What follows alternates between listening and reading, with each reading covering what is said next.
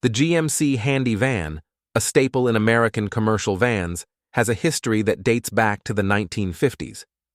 The popularity of imported light commercials like the Volkswagen Type 2 prompted Ford and General Motors to develop their own forward control vans.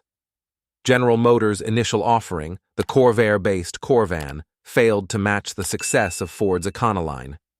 In response, General Motors launched a crash program to replace the Corvair vans, leading to the birth of the GMC Handi-Van in 1964.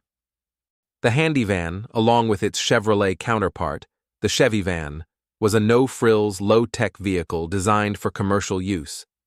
It featured a solid beam axle with leaf springs and was powered by 4- or 6-cylinder engines from the Chevy 2.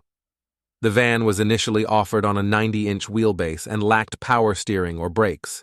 In 1965, following the discontinuation of the Corvair vans, civilian versions of the Handi-Van were introduced, including the GMC Handi-Bus.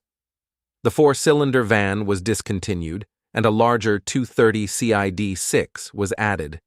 A significant style and tech update in 1967 brought a longer wheelbase and V8 power, improving the van's speed but not its handling. The Handi-Van and Chevy van were loosely related to the Chevy 2, as all three were developed to replace versions of the Corvair. The original generation Handi-Van was phased out in 1971 in favor of a more conventional American van that would last until 1995. Despite its discontinuation, the GMC Handi-Van's legacy endures, symbolizing American ingenuity and market-driven innovation.